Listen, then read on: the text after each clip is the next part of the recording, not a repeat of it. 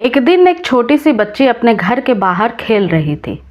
खेलते खेलते जब उसकी नज़र पड़ती है सामने एक रास्ते पे, तो सामने दो व्यक्ति आते हुए दिखाई दे रहे थे जो उस बच्ची के घर की तरफ ही आ रहे थे। लड़की जैसे ही उन दोनों को देखती है काफ़ी खुश हो जाती है और दौड़ कर भागी भागी अपने घर के अंदर अपनी माँ को बताने जाती है कि घर के बाहर कोई उनका रिश्तेदार आ रहा है। ये रिश्तेदार कोई और नहीं, उस छोटी सी बच्ची की बुआ और फूफा जी होते हैं, जिनको देखकर बच्ची बहुत खुश हो जाती है क्योंकि बुआ एक बहुत ही सक्षम परिवार से थी। वो जब भी आती थी इस छोटी सी बच्ची के लिए बहुत सारे ढेर सारे खिलौने और उपहार लाया करती थी। बच्ची अपने बुआ और फूफा जी को बहुत पसंद करती थी और कई बार गर्मियों की छुट्टी में वो अपने फूफा जी के घर रहने भी चले जाया करती थी। इस वजह से वो इस बार भी बहुत खुश थी। जैसे ही माँ और वो छोटी सी बच्ची घर के बाहर आते हैं, बुआ का बहुत ही अच्छे से वेलकम किया जाता है और उसे घर के अंदर लाया जाता है। जब बुआ इस बार घर पे आई थी तब बुआ ने एक बात उस छोटी सी बच्ची की माँ को बोली। उसने कहा कि इस घर की यानी उसके मायके की जो दशा है वो इतनी ज़्यादा अच्छी नहीं है, यानी कि खर्च के पैसे उतने ही आते हैं जितना में घर चल जाए, तो ये छोटी सी बच्ची का पालन पोषण और पढ़ाई लिखाई होगी तो आखिर होगी कैसे। इसलिए एक काम करो, इस छोटी सी बच्ची को जो कि भतीजी लगती है उसकी, इसे मैं साथ लिए जाती हूँ, इसका मन भी वहाँ पे लगेगा और मेरे साथ रहकर ये अच्छे से पढ़ाई लिखाई भी अपनी कर सकेगी। जब ये बड़ी हो जाएगी तब इसकी शादी किसी अच्छे घर में करवा देना। बस ये बात बोलने की देरी थी। परिवार के जो अन्य सदस्य थे यानी उस बच्ची के माँ और पिता, वो दोनों ही खुश हो जाते हैं और वो सोचने पे मजबूर हो जाते हैं कि आखिर बहन हो तो ऐसी जो कि उनके खुद के बच्चे के पढ़ाई के लिए, उसके पालन पोषण के लिए इतना ज़्यादा सोचती है। वो बिना बेफिक्री के उस छोटी सी बच्ची को अपने फूफा और बुआ के साथ उसके घर भेज देते हैं। बच्ची छोटी सी थी, फूफा के साथ और अपनी बुआ के साथ पढ़ाई लिखाई भी करती थी, घर में भी रहती थी और घर के छोटे मोटे कामों में अपनी बुआ का हाथ भी बटाया करती थी।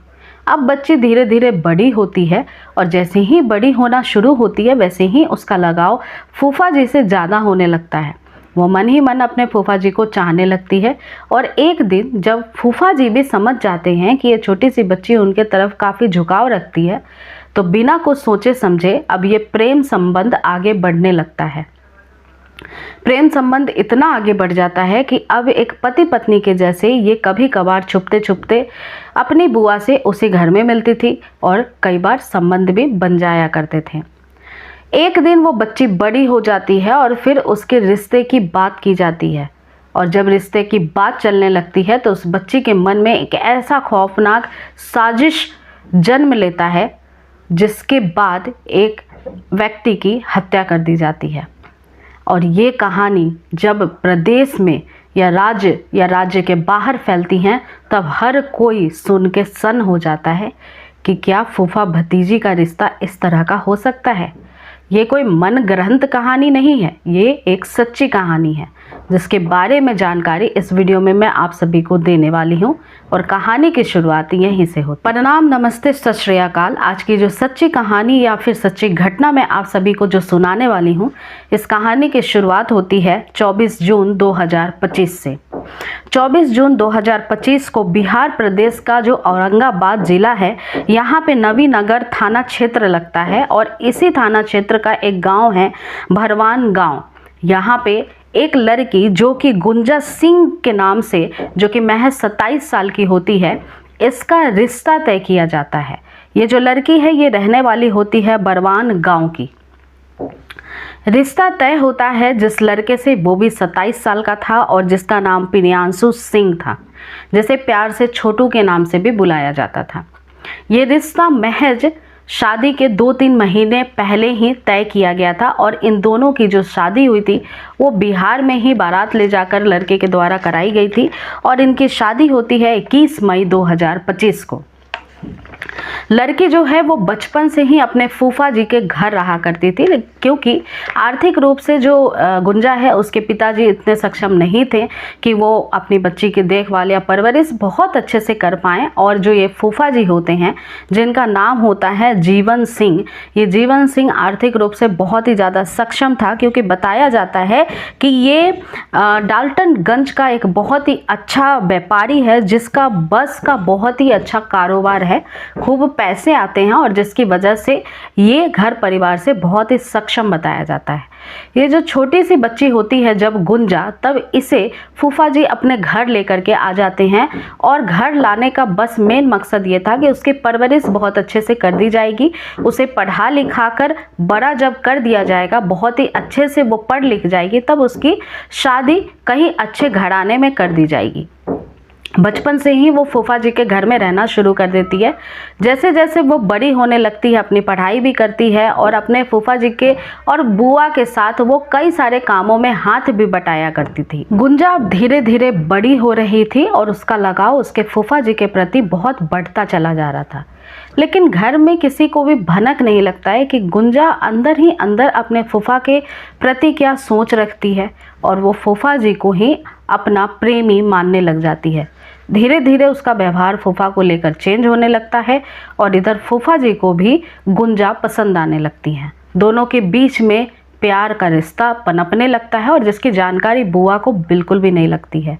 ये रिश्ता कोई 1-2 साल नहीं बल्कि 15 साल पुराना हो जाता है, जिसकी वजह से गुंजा अपने फूफा के इतने करीब आ जाती है कि वो अब कई बार छुप छुप कर उसी घर में अपने फूफा जी से समय ढूंढ कर कि कब उसकी बुआ कहीं इधर उधर जाए वो मिलना शुरू करती है और दोनों के बीच में संबंध बनना भी शुरू हो जाते हैं।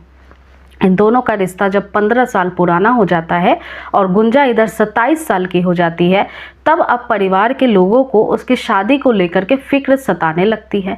और इधर अप्रैल 2025 का महीना था जिस समय उसकी बुआ ने रंगे हाथों गुंजा को अपने फूफा के साथ पकड़ भी लिया था, जिस वजह से घर के लोग और परेशान हो जाते हैं और आनन फानन में जल्दी जल्दी उसका रिश्ता जो है वो ढूंढने की कोशिश करने लगते हैं। गुंजा अपने शादी के बिल्कुल खिलाफ थी। पहले तो वो बहुत आनाकानी करती है, लेकिन जब उसके परिवार के लोग, उसके माता पिता नहीं मानते हैं, तब उसका रिश्ता तय किया जाता है। 2 जगह रिश्ते की बात चलती है, रिश्ता पक्का होते होते तक टूट जाता है, क्योंकि बीच में फूफा जी कुछ ना कुछ ऐसा बहाना बना ही बैठते थे, कुछ ना कुछ ऐसा उपाय लगाते थे जिसकी वजह से गुंजा का रिश्ता टूट जाता था। लेकिन अब ये जो तीसरा रिश्ता होता है, जो कि गुंजा के पति कथित रूप से हो चुके थे, जो कि प्रियांशु सिंह से लगाया जाता है। कहा जाता है कि ये लड़का बहुत ही अच्छे परिवार से बिलोंग करता है, यानी इसके परिवार में 40 से 50 बीघा जमीन होती है, यानी जमींदार परिवार का लड़का होता है। परिवार वालों को गुंजा के ये लड़का बेहद पसंद आता है और जो ये प्रियांशु है वो भी लड़की को पसंद कर लेता है। अब दोनों की सगाई कर दी जाती है और शादी का डेट फिक्स्ड कर दिया जाता है। जो शादी का दिन निकाला जाता है वो मई के महीने का निकाला जाता है और शादी की पूरी तैयारियां जो कि 20 मई 2025 को थी, शादी की तमाम तैयारियों में परिवार वाले जुट जाते हैं। इधर गुंजा अपने पिता के घर भेज दी जाती है और शादी की तैयारियां शुरू हो जाती है। वो दिन भी आ जाता है जिस दिन गुंजा फेरे लेने वाली थी प्रियांशु के साथ। 21 मई को दोनों फेरे लेते हैं और गुंजा अपने ससुराल चली जाती है। 45 दिन तक जो शादी की तमाम रस्में होती हैं, गुंजा अपने ससुराल से फिर मायके आती है, कुछ दिन के लिए फिर वो ससुराल जाती है। इस तरह की रस्में बीतती रहती हैं। लेकिन जिस दिन फेरे हो रहे थे, जिस दिन वरमाला गुंजा के गले में प्रियांशु ने डाला था, उसी दिन वो एक भयानक साजिश मन ही मन बुनना शुरू कर देती है। वो उसी दिन सोच लेती है कि परिवार वाले उसके फूफा जी के रिश्ते के खिलाफ थे। वो सोचने लगती है कि कैसे इस शादी से छुटकारा पाया जाए। उसी दिन उसने तय कर लिया था कि जो प्रियांशु है अब वो रास्ते का एक कांटा बन चुका है फूफावती जी के बीच का, इसलिए उसे अब मौत के घाट उतारना ही पड़ेगा। और इस वजह से उसी दिन ये प्लान करती है अपने दिमाग में और इस प्लानिंग को अपने फूफा के साथ भी साझा करती है। जो उसका फूफा होता है वो भी गुंजा से बेहद प्यार करता था, जो कि 60 साल का लगभग बताया जा रहा है और गुंजा 27 साल की है केवल। दोनों के बीच में बिल्कुल दुगने एज का यानी उम्र का डिफरेंस है, फिर भी ये दोनों प्यार में इतने अंधे हो जाते हैं कि इसका जो फूफा होता है वो भी अब गुंजा की शर्तों को मानना शुरू कर देता है। 45 दिनों के बाद जो इसका फूफा होता है जीवन, ये कुछ शूटरों को अपने दोस्तों के माध्यम से संपर्क साधता है और हायर करता है प्रियांशु उर्फ छोटू को मौत के घाट उतारने के लिए। और अब ये दोनों मौके की तलाश में होते हैं कि कब प्रियांशु घर से बाहर जाए और कब उसकी मौत तक उसे पहुंचा दिया जाए। एक दिन प्रियांशु बनारस के लिए निकलता है। बनारस किसी काम से जा रहा था और इधर गुंजा उससे लगातार बात कर रही थी। वो बार बार प्रियांशु से ये पूछती थी कि तुम किस ट्रेन से वापस आने वाले हो, किस दिन वापस आने वाले हो, अब तुम्हारी ट्रेन कहाँ पहुंची है। और प्रियांशु को भनक तक नहीं थी कि उसकी नई नवेली दुल्हनी उसके मौत का कारण बनेगी। प्रियांशु अपनी नई दुल्हन की बातों को मानता हुआ अपने लाइव लोकेशन भेजना शुरू कर देता है। जैसे ही प्रियांशु बनारस के चंदौली स्टेशन पे पहुंचता है, जो कि उत्तर प्रदेश में पड़ता है, और दिन होता है 24 जून 2025 का। स्टेशन पे आने के बाद वो अपनी लाइव लोकेशन भेजता है और बताता है अपनी पत्नी को कि गांव के 2 लड़कों को भेज दे ताकि वो उसे रिसीव कर ले और फिर घर वो दोनों के साथ चला जाए। ये दोनों लड़के जो थे वो गांव के ही थे, परिचित थे। इधर गुंजा वो दोनों लड़कों को भेज देती है और इधर जो उसका पति था प्रियांशु वो स्टेशन पे उतर जाता है।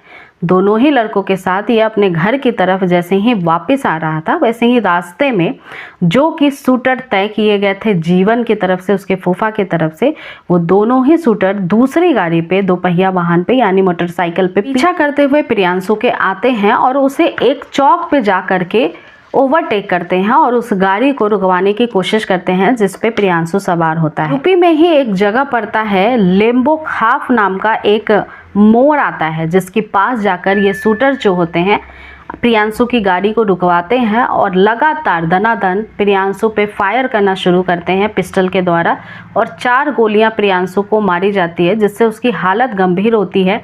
गोली लगने के बाद प्रियांशु वहीं गिर जाता है और ये जो लड़के होते हैं 2 जो प्रियांशु को घर तक लेकर के जा रहे थे, वो बहुत घबरा जाते हैं। शूटर्स वहां से फायर करके प्रियांशु को गोली मारकर तुरंत ही रवाना हो जाते हैं, भाग जाते हैं, फरार हो जाते हैं। और ये जो 2 लड़के थे अब प्रियांशु को जैसे तैसे उठाते हैं, अस्पताल ले जाने की कोशिश कर रहे थे, लेकिन प्रियांशु बीच रास्ते में ही दम तोड़ देता है। घर पे खबर भिजवाई जाती है, लेकिन जिस समय प्रियांशु जिंदा था उसे हॉस्पिटल ले जा रहे थे, उसी समय इन दोनों लड़कों ने अपने सूझबूझ से तुरंत ही कॉल किया घर पे और ये बताया कि कोई अज्ञात व्यक्ति तुरंत ही उसके गाड़ी के पीछे से आया और प्रियांशु पे दनादन गोलियां मारने लग गया, जिसकी वजह से प्रियांशु बहुत गंभीर हालत में।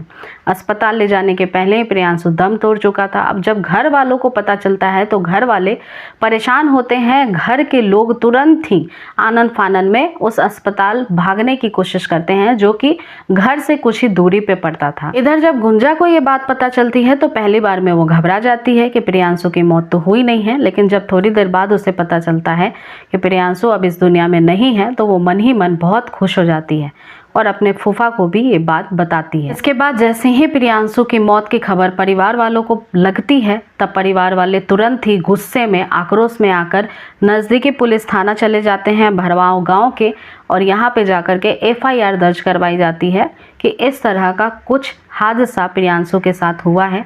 जो पुलिस की टीम होती है तुरंत ही इस केस को संज्ञान में लेते हुए गंभीरता से इसकी जांच में जुट जाती है, और जो SSP साहब होते हैं औरंगाबाद के, वो एक टीम गठित करते हैं जिनका नाम है अमरीश राहुल। उन्होंने जो टीम गठित की थी वो SIT की टीम थी, और इस SIT की जो टीम थी उसके नेतृत्व के लिए चुना गया था संजय कुमार पांडे जी को, जो कि सदर थाना के SDPO हैं। उन्होंने अपनी टीम गठित करने के बाद तुरंत ही इस इन्वेस्टिगेशन को, इस केस को अपने हाथ में लिया और जो जांच थे वो शुरू कर दी जाती है। इधर परिवार के लोगों का बयान लिया जाता है। जो मृतक प्रियांशु है उसके मोबाइल की CDR डिटेल निकाली जाती है, तब पता चलता है कि वो सबसे आखिरी बार अपनी पत्नी से ही बात कर रहा था। उससे व्हाट्सएप पे कई सारे चैट्स मिलते हैं, कई सारे कॉलिंग मिलती हैं। अब सीडीआर की डिटेल जब मिलती है तब गुंजा पे पुलिस का पहला शक जाता है और शक के आधार पे अब गुंजा के जो कॉल डिटेल्स होते हैं फ़ोन नंबर के, उसके सीडीआर की डिटेल्स निकलवाई जाती है। तब पता चलता है कि उस दिन यानी 24 तारीख को गुंजा अपने पति के भी संपर्क में थी और अपने जो रिश्तेदार हैं फूफा जी का जो नंबर था उस पर भी कई बार कॉल पे बात किया गया था। अब इस शक के बिना पे कि कॉल पे बात क्या की गई थी, लाइव लोकेशंस क्या थी और गुंजा के पति ने लाइव लोकेशंस क्यों शेयर की थी, गुंजा ने लाइव लोकेशंस क्यों मांगी थी, ऐसे कुछ सवाल पुलिस के मन में थे, जिसके आधार पे अब गुंजा को गिरफ्तार किया जाता है। और ये गिरफ्तारी 2 जुलाई को होती है, यानी गुंजा 2 जुलाई को अरेस्ट होती है और पुलिस की टीम जब उससे पूछताछ करना शुरू करती है तब गुंजा पहले तो बहुत इधर उधर की बातें करती है, पुलिस को गुमराह करने की कोशिश करती है, लेकिन उसके बाद जब पुलिस अपने सख्त रवैये को अपनाती है तब उसके बाद गुंजा टूट जाती है और वो बोलना शुरू करती है कि उसके फूफा जी से उसके संबंध है जो कि 15 साल पुराना है और वो अब फूफा जी के साथ ही रहना चाहती है। परिवार वालों ने ज़बरदस्ती उसकी शादी करवा दी है, जिसकी वजह से फेरे वाले दिन ही उसने ये सोच लिया था कि अब उसके जो पति हैं प्रियांशु, उसे रास्ते से हटाना होगा, जिसके लिए अब हत्या की साजिश बुनी जाती है फूफा और भतीजी की तरफ से और इसके लिए शूटर्स हायर किए जाते हैं। इसके बाद जब गुंजा का बयान पुलिस लेती है तब शूटर्स की भी जानकारी निकालने की कोशिश करती है। थोड़ी और सीसीटीवी फुटेज के माध्यम से जब जानकारी हासिल होती है पुलिस वालों को तब पता चलता है कि ये जो शूटर्स हायर किए गए थे, जिसमें से एक शूटर जो है उसका जयशंकर चौबे नाम, जिसके पिता का नाम है महेंद्र चौबे, दूसरा जो मुख्य आरोपी है यानी जो शूटर है जो तैयार किया गया था उसका नाम है मुकेश शर्मा, जो कि रमा आशीष शर्मा का बेटा है। ये दोनों ही रहने वाले हैं झारखंड के। झारखंड में गुढ़वा जिला लगता है जहाँ पे कांडी थाना क्षेत्र है और यहीं पे रमा बंधु ध्रुवा गांव लगता है जहाँ का ये दोनों ही शूटर जहाँ के रहने वाले हैं। इधर जो है इन दोनों शूटरों को गिरफ्तार कर लिया गया है, इनसे भी पूछताछ की जा रही है और जानकारी और भी निकलवाने की कोशिश की जा रही है। और जो फूफा जीवन सिंह वो फरार हैं, उनके भी धरपकड़ के लिए जगह जगह पे छापेमारी की जा रही है, लेकिन अभी तक वो गिरफ्तार नहीं हुए हैं। 3 इसमें मुख्य आरोपी जो कि प्रियांशु की पत्नी है और साथ ही 2 अन्य जो शूटर्स हैं वो अभी तक गिरफ्तार हो चुके हैं और फूफा जी को भी, जीवन कुमार को भी अब पकड़ने की कोशिश में पुलिस लगी हुई है। लेकिन ये कहानी जब देश प्रदेश में फैलती है, जब लोगों तक इस कहानी के बारे में जानकारी लोगों को लगती है, तब हर कोई ये सोचने के लिए विवश हो जाता है कि क्या कोई फूफा अपनी भतीजी के साथ ऐसा कर सकता है। भतीजी जब छोटी सी थी और उसका लगाव फूफा जी से हो भी रहा था, तब फूफा का ये अपने आप से ही एक दायित्व बनता था कि वो अपनी भतीजी को समझाए बुझाए, उसे गलत रास्ते पे जाने से बचाए।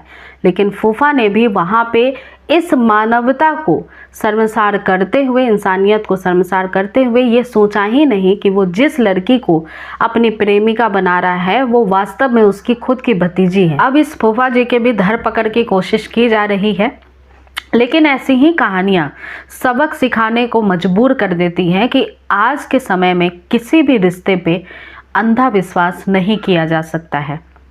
आज कहीं भी बच्चियां सुरक्षित महसूस नहीं कर पा रही हैं, चाहे वो घर हो, चाहे वो बाहर काम करने जा रही हों, और इस चीज़ पे सभी का ध्यान होना ज़रूरी है। सबको अपनी अपनी इंसानियत को बरकरार रखना ज़रूरी है। अगर उस बच्ची के बारे में घर वालों को भनक भी पड़ता या लग जाता तो शायद ये इतना बड़ा हादसा होने से बच जाता। 3 परिवार अब जो है वो बिल्कुल ही उजड़ चुके हैं। चाहे वो गुंजा की जीवन जो है आगे की बची हुई वो जेल में ही बीतेगी, उसके फूफा जी भी आज न कल गिरफ्तार हो ही जाएंगे, और साथ ही जो वो लड़का जो बिल्कुल निर्दोष था प्रियांशु उर्फ छोटू, वो अब इस दुनिया में है ही नहीं। तो ऐसी घटनाएं काफ़ी ज़्यादा विचलित करती हैं और हर रिश्ते के प्रति एक शक पैदा कर देती हैं। तो आज की जो कहानी थी उसे सुनाने का मेरा मकसद किसी भी व्यक्ति की भावना को ठेस पहुंचाना नहीं था, किसी को दुख पहुंचाना नहीं था। मैं बस इसी मंशा से, इसी मकसद से आप सभी को कहानी सुनाती हूँ, क्योंकि आप जहाँ भी रहें सचेत रहें, अपने परिवार को सुरक्षित रख सकें। अगर आप ऐसी ही सच्ची कहानियाँ सुनना चाहते हैं तो आप आगे भी इस चैनल को सब्सक्राइब कर सकते हैं, वीडियो को लाइक और शेयर कर सकते हैं। मेरा नाम पूजा है। अगली मुलाकात नई कहानी के साथ होगी। धन्यवाद।